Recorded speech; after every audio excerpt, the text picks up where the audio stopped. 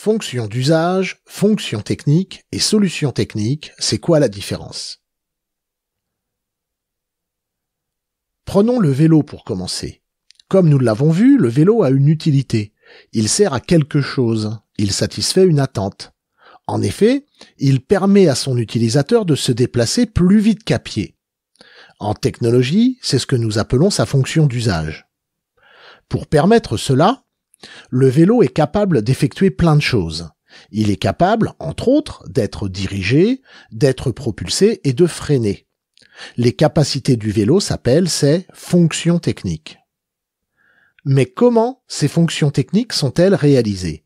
Souvenez-vous, la fonction technique dirigée est assurée grâce à un assemblage de plusieurs éléments qui sont capables d'effectuer des mouvements. Les poignées, le guidon, la fourche, le cadre et la roue avant. Même chose pour la fonction propulsée, où ce sont d'autres éléments du vélo qui interviennent. Ou encore, pour la fonction freinée, nous l'avons déjà vu.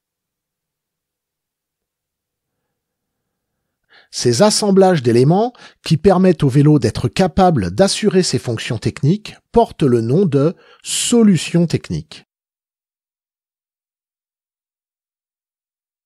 Si on change d'objet, prenons un skate par exemple, on peut se poser les mêmes questions.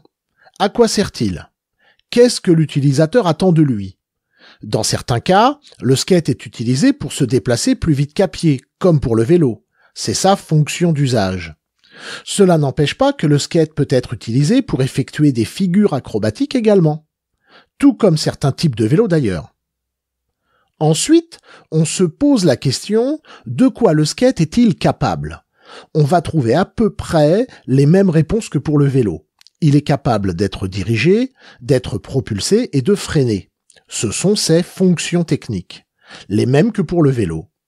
Maintenant, comment le skate fait-il? C'est ici, au niveau des solutions techniques, que les différences avec le vélo sont notables. C'est bien normal, un skate n'est pas un vélo. Les solutions techniques sont différentes, bien que des similitudes existent. La propulsion est assurée par des roues et le freinage est obtenu par frottement dans les deux cas. Dernier exemple, un petit drone. Sa fonction d'usage est de permettre à l'utilisateur de faire des vidéos, en pouvant facilement changer de point de vue. Une de ses fonctions techniques est d'être capable de se déplacer dans l'air. La solution technique choisie par ses concepteurs est d'avoir équipé le drone de 4 moteurs indépendants associés à des hélices. Une autre fonction technique du drone est d'être capable de capturer des images animées pour faire de la vidéo. La solution technique est d'avoir installé une petite caméra à l'avant du drone.